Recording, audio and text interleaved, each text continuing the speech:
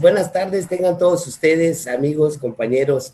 Aquí otra vez la cooperativa de guías certificados de Yucatán con este nuevo programa. Esta tarde nos estamos vistiendo de gala, tenemos a un súper invitado, es autoridad máxima en cuevas y cavernas. Permítame presentarlo propiamente, le voy a leer su currículum, tengo que ponerme los lentes porque tiene un currículum bastante pesado. Fue profesor e investigador por 40 años en la Facultad de Antropología. Es licenciado y tiene una maestría en ciencias antropológicas. Ha publicado 8 libros, 18 capítulos de estos libros y 55 artículos sobre mitos de cavernas y turismo. Ha impartido 166 conferencias y 60 ponencias en distintos foros locales, nacionales e internacionales.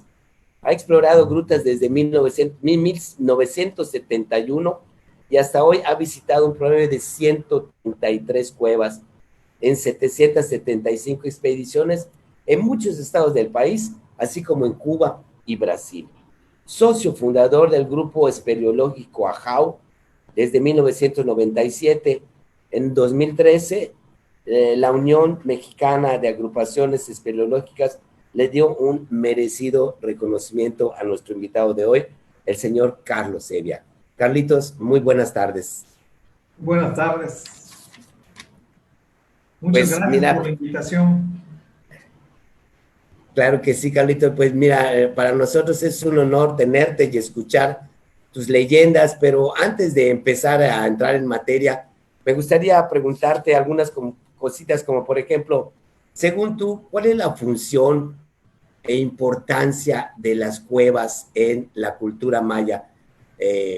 Vamos a empezar con esa pregunta, a ver si pudieras contestarme, Carlitos. Sí, bueno, esta es una pregunta crucial, ¿verdad? Porque muchas veces las personas, pues algunos le tienen miedo a las cuevas, otros las ignoran y no saben que nuestro pasado está marcado completamente por las cuevas y por los cenotes. Para empezar, casi todos los arqueólogos están de acuerdo de que los primeros centros de población fueron los lugares donde tenían agua, ya sea en cuevas o ya sea en cenotes. O sea que la presencia de una cueva, de un cenote, dio la pauta para que se forme un asentamiento humano. Pues nada más voy a citar el ejemplo de Chichén Itzá, ¿verdad? Que tenemos allá 2 grandes cenotes. Además de eso, antes de que los mayas existieran, y esto es muy importante decirlo, ya los cazadores, recolectores, nómadas que estaban sobre esta península ya entraban a las cuevas y la utilizaban como refugios. Con ello se ayudaban digamos, a pasar los cambios de clima. Entonces, por eso es que ha sido muy importante, ¿no? Y también las cuevas han servido, ¿sí?, para que el hombre consiga incluso animales. Muchas veces se emboscaban en las entradas de las cuevas y cuando entraba algún animalito como un venado o algo así, pues se lo cazaban y lo comían. Entonces, posteriormente, en la época de los mayas, también sirvieron para obtener materiales de construcción, ya sea bloques de piedra o zascapa.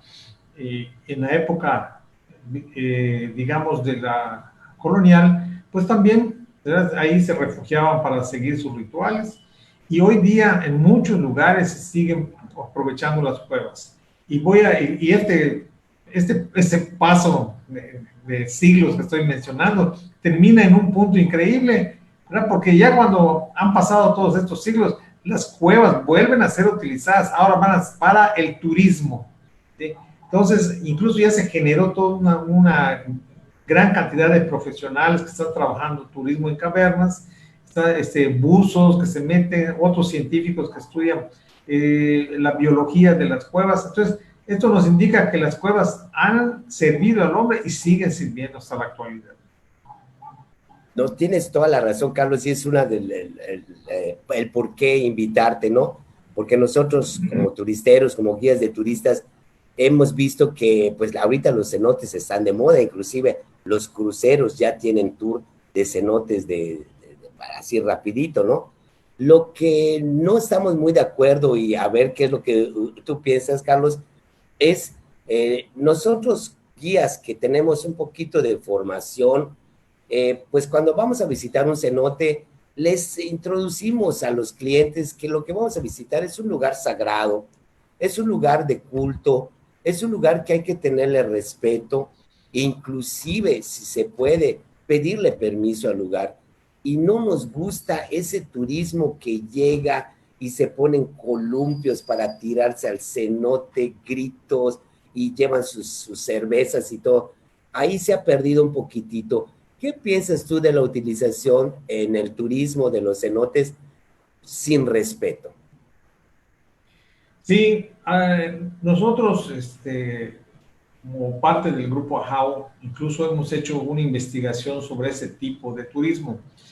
Nosotros, en primer lugar, exhortamos a que el turismo sea lo más natural posible, de evitar esas instalaciones inadecuadas como, digamos, esos columpios, esos otros artefactos, incluso a veces escaleras demasiado grandes, demasiado que no sirven para el caso, agresivas para el paisaje.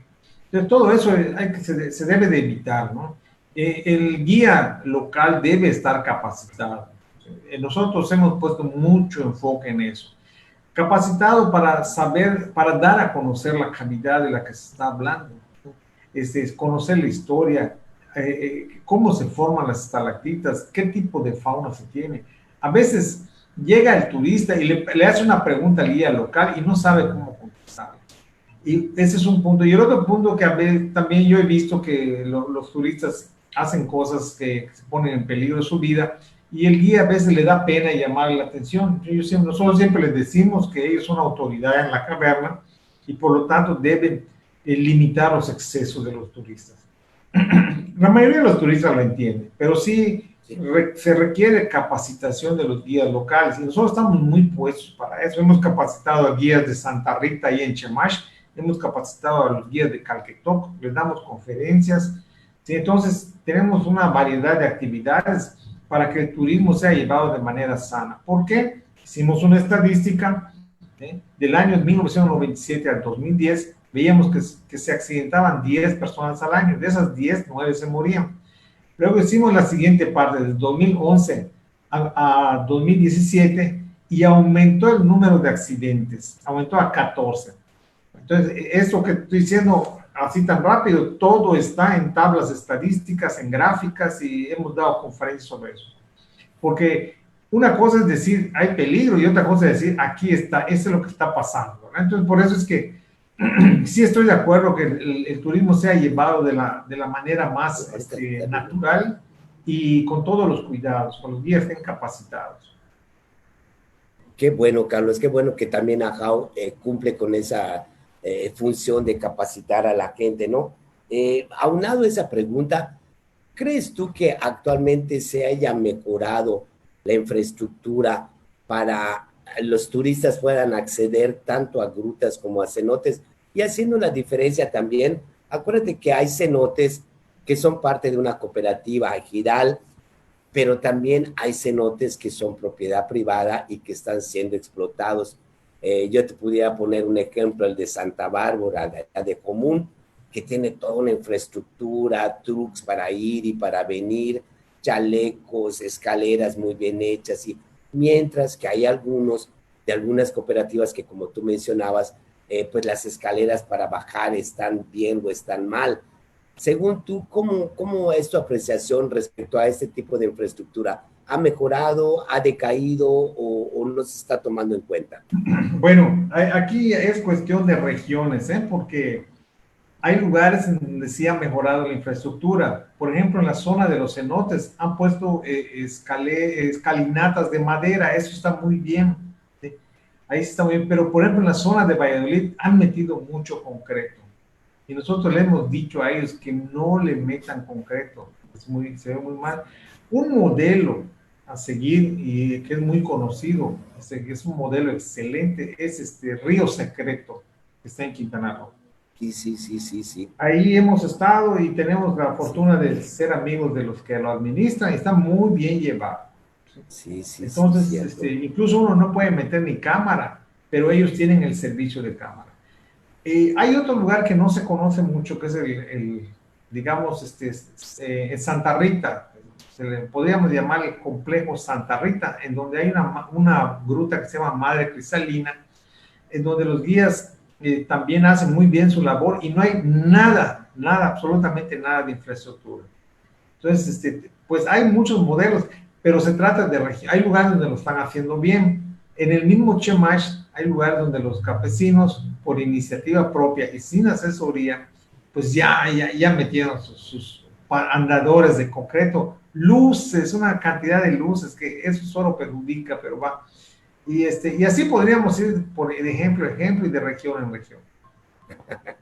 Pues muy bien, Carlitos. Pues mira, yo creo que ya basta de preguntas. Muchos de nuestros colegas están ansiosos porque empieces a platicarnos alguna de tus leyendas, que es pues una de las cosas a las que te dedicas y las cosas que más nos gustan. Fíjate que nosotros como guías de turistas, mientras más leyendas y mitos conozcamos, pues más lo podemos difundir, ¿no? Por eso es que nos gustan mucho tus pláticas, porque creo que es muy importante para la gente extranjera, los extranjeros, cuando les platica, les traduces una leyenda como la que ahorita nos vas a platicar algunas, quedan emocionados y no entienden cómo como tantos años han pasado y esa información ha ido pasando de generación en generación hasta llegar a nuestras bocas y hasta llegar a sus oídos, ¿no?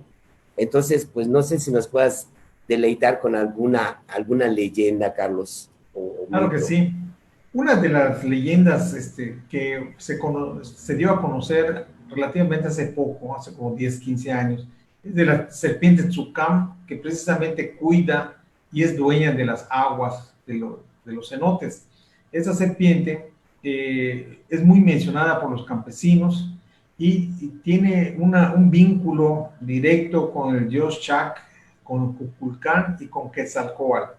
En todas las sociedades agrícolas, la serpiente ha representado al agua y la hemos estudiado, hemos visto sus símbolos.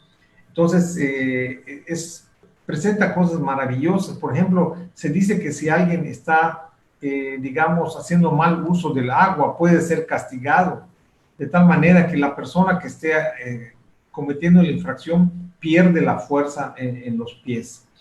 Otras personas que han matado, pero que no sirve de nada matarla porque vuelve a aparecer, también tienen afecciones. Incluso el que la mató directamente, según un mito, se murió y los que ayudaron a matarla salieron lesionados, ¿verdad? Entonces ese mito tiene mucha fuerza y nosotros a través de los análisis hemos visto que, bueno, pues que ese mito tiene que ver con la agricultura, tiene que ver con el cuidado de la milpa y con el cuidado del agua, que debe entenderse como un bien colectivo, no es un bien particular. ¿Sí? Ese es un caso. Interesante.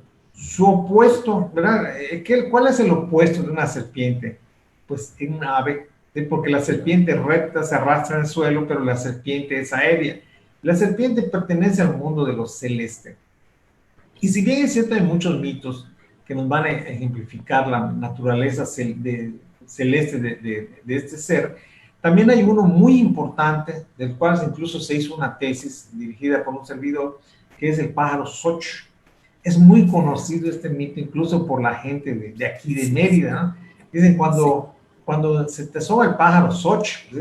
Pasa por encima de las casas y deja así como un vaído, como un fluido, y si hay niños pequeños que están durmiendo boca arriba, los pueden absorber y eso puede enfermar y hasta matar. Entonces, ese Xoch es como una llamada de atención para que los padres cuiden a sus hijos. ¿Sí? Pero tiene tanta influencia esa Xoch, ¿verdad? Que hasta nosotros en nuestra plática ya decimos, voy a sochear tal cosa. Porque el pájaro está al acecho de los niños que puede dañar. ¿Sí? Y así como eso, por eso digo que los mitos están vivos, interactúan con nosotros y en las comunidades rurales más todavía. ¿Sí? Otro mito que es también muy conocido y da mucho gusto decirlo, porque lo empezamos a estudiar igual, es el Huaychivo. Es un ser, es un hombre que se transforma supuestamente en un animal. Y estoy diciendo Huaychivo, pero también se puede decir Huayqueque, Huacash, hay varias Guaymis, hay varias formas en que se puede presentar. Sin embargo, este mito es muy particular, ¿verdad? En lo que hemos podido aprender de él, a veces sirve para como arreglar una situación que no se puede entender. En los pueblos, ¿qué es lo más común? Que un hombre llegue a cierta edad, se case, tenga hijos y todo. Cuando ven un hombre grande que no se casa, ¿verdad? Enseguida se empieza a decir, a lo mejor es brujo. ¿Sí? Así decían también de las mujeres en Inglaterra cuando eran ya grandes, ¿sí? Y no se casaban, decían, es bruja. Pero ¿para qué lo hacían? Por ejemplo, en el caso de Inglaterra, al estigmatizarla, buscaban que los hombres no vayan hacia ella, ¿no? Entonces, son mecanismos de estigmatización para explicar como una anomalía social, o si una persona es muy mala. Se dio un caso aquí en Opiché, en donde un muchacho enamoraba a una joven, y entonces, pero la joven finalmente no le hizo caso. Entonces la familia del muchacho empezó a decir que la suegra era bruja, que se transformaba, era Huaypec, ¿sí? Entonces eso se hacía como un desquite, ¿no? Para estigmatizar a la persona. Normalmente, del que se dice eso, nadie va a decir yo soy Huaypec, ni soy Huaychivo, ni soy nada, ¿no? Es distinto a otras formas que se presenta la situación. Hay un concepto muy similar que es el de Nahual, que está en el centro de México, y ese sería también muy largo hablar. Entonces, el mito evoluciona, y esa es una de las cosas más bonitas que hay que entender. Tenemos el cura sin cabeza. Ustedes dirán, pero ¿cómo es posible que entre los mayas se genere un mito de este tipo? Claro que sí, ¿verdad? Cuando los mayas en el periodo colonial vivieron la más cruenta opresión por parte de las élites económicas y las religiosas, ¿verdad? Pues muchos de ellos tendían a escaparse de las haciendas. Entonces el mito aparece en donde se dice que a los hombres que huyen se les va a aparecer ese cura sin cabeza y lo va a castigar y lo va a matar. Y a los niños, al pasar el tiempo, el mito como que se suaviza. Entonces dicen, los niños que se porten mal se les va a aparecer el cura sin cabeza que se llama Culcalquín. Entonces amenazan a los niños que no quieren dormir, a los muy traviesos. Dicen, no, se te va a aparecer el Culcalquín. Pero si regresamos al origen del mito, ¿verdad? En donde se le decía, los indígenas lo generaron a sí mismos, y me imagino que con la complicidad y colaboración con algunos españoles, el mito resultaba ser una forma de control social, porque para que no se vaya la gente le decían que se le iba a aparecer el mito, les digo, el Culcalquín. Entonces, obviamente, ese mito solo pudo haber aparecido en la época colonial, porque en la época prehispánica pues no habían sacerdotes. Entonces nos damos cuenta de una cosa muy maravillosa de parte del mito, que gracias a la plasticidad del lenguaje se van incorporando nuevos elementos, gracias a que existe esa simbolización de todo, de los elementos que nos dan miedo, de los elementos que nos favorecen. Entonces los mitos se van reproduciendo y van asimilando todos estos cambios. Incluso hay mitos especiales para los toros, el Huantul, que es el toro diabólico que ataca a otras personas, de noche. Entonces vamos a darnos cuenta que el mito va acompañando al hombre en su desarrollo socioeconómico y cultural. Entonces de ahí la importancia de este elemento de la tradición oral. Fíjate que esa era una de las últimas preguntas que te quería yo hacer, Carlos. ¿Cómo crees tú que los mitos y leyendas sigan siendo parte de la vida cotidiana del maya de hoy? ¿Tú crees que con toda la nueva tecnología y el Wi-Fi y todo lo que estamos viviendo, la gente en los pueblos todavía sigan los abuelos contándole a los nietos esto que estamos platicando, Carlos? Sí, aunque parece increíble. Mira, yo siempre pues de antes iba mucho más al campo que ahora, ¿no? Y en estos últimos meses, pues ha sido muy difícil ir al campo.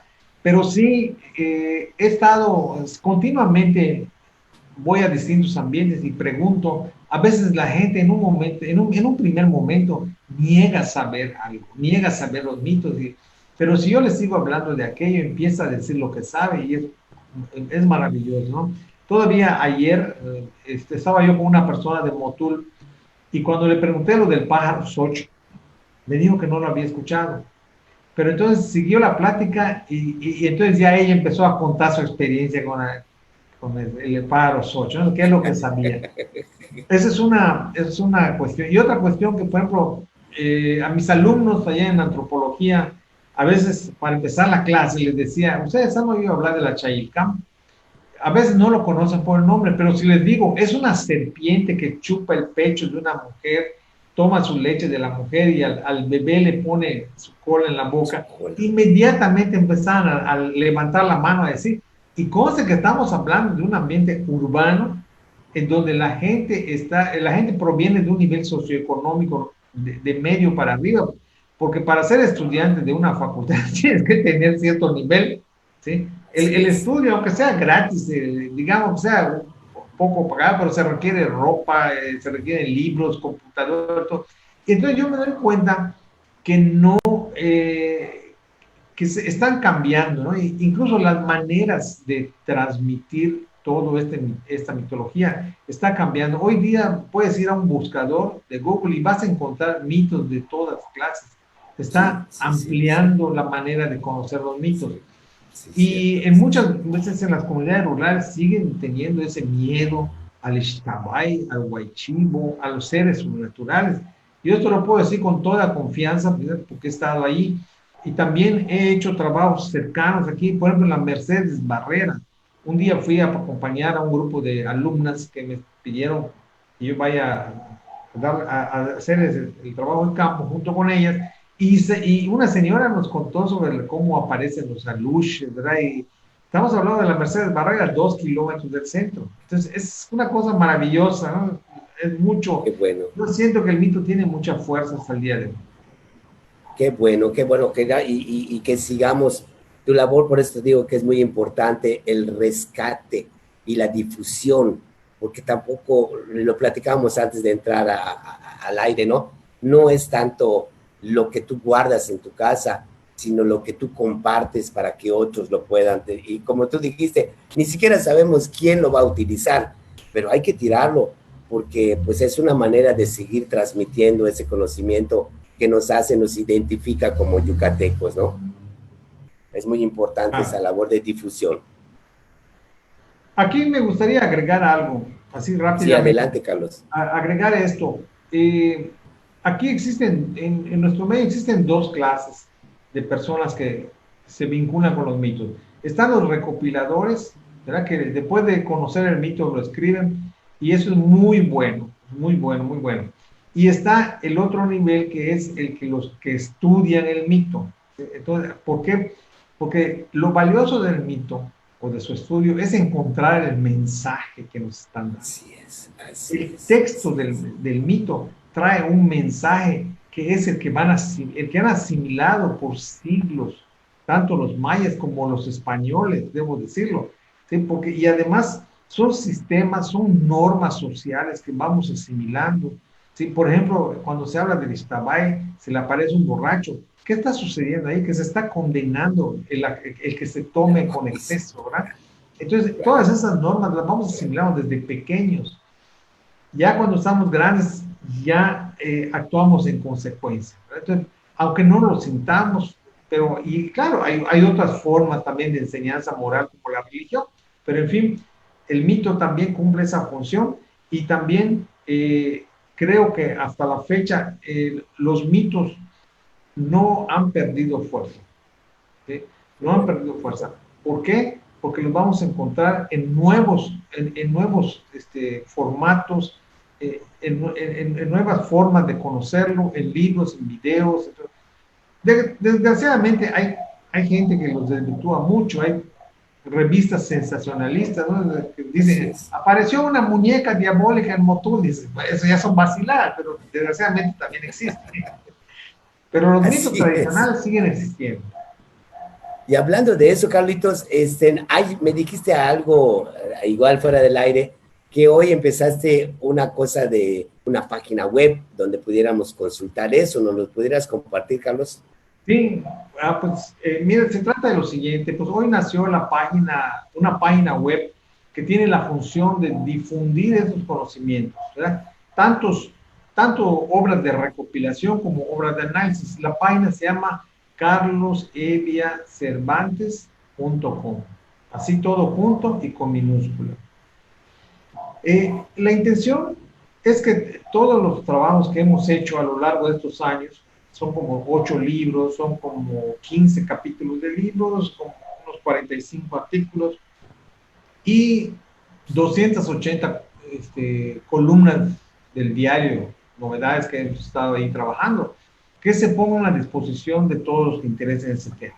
Se trata de compartir, porque en nuestro mundo, ¿verdad? Debemos tener esa iniciativa de dar todo lo que podamos a las personas que estén interesadas y a las nuevas generaciones. Esa es la intención.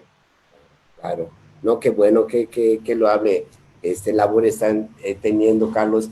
Pues mira, las 30 minutos contigo se vuelven nada, porque tu plática es muy amena, como siempre, y yo que siempre te he dicho, entre los guías, eres una referencia muy importante cuando nos referimos a mitos y leyendas. ¿Algo que quisieras agregar, Carlitos, antes de salir del aire? Finalmente, hay también una recomendación para aquellos que quieren saber más sobre mitología. En el 2018 se publicó un libro que se llama Mitos y Cavernas de Yucatán. Son 80 versiones pequeñas, ¿verdad? Que estarían digamos, el libro se está vendiendo todavía, pues dadas las circunstancias, pues tendrían que venir aquí a mi domicilio, pero sí se está vendiendo, cuesta 100 pesos, muy barato, y son 80 relatos míticos que vienen en maya y en inglés. Entonces yo creo que esto pues, es una fuente muy buena para conocer la mitología. Claro, claro. Lo vamos a proponer por medio de la cooperativa y si alguien lo quiere comprar, pues se dirige a nosotros y nosotros ya vamos contigo y hacemos la compraventa. Una última observación o una última pregunta, Carlos. A veces tus cosas que sacas en el Facebook y todo vienen acompañados de dibujos terriblemente preciosos, Carlos, que con solo ver el dibujo ya te está explicando de qué se trata, de lo que va a hablar Carlos Evia. ¿Esos dibujos de quién son, Carlitos? Son de mi hijo, Augusto Evia Osalde. Él se encarga de hacer esos Felicitaciones. dibujos. Felicitaciones, tienes un artista como hijo, Carlos, y ojalá que te siga acompañando en todas tus Muchas pláticas y todo lo gracias. que haces. Sí, Pues muy amable por parte de la cooperativa de guías, te estamos muy agradecidos, Carlos. Nos hubiera gustado tener una hora más, pero los tiempos en la televisión ya viste que son muy cortos. Te agradecemos muchísimo por tu tiempo, por tu paciencia, por estar con nosotros y esperemos que no sea la última vez. Pues ha sido un placer igualmente. Buenas noches. Gracias, Carlitos. Buenas noches.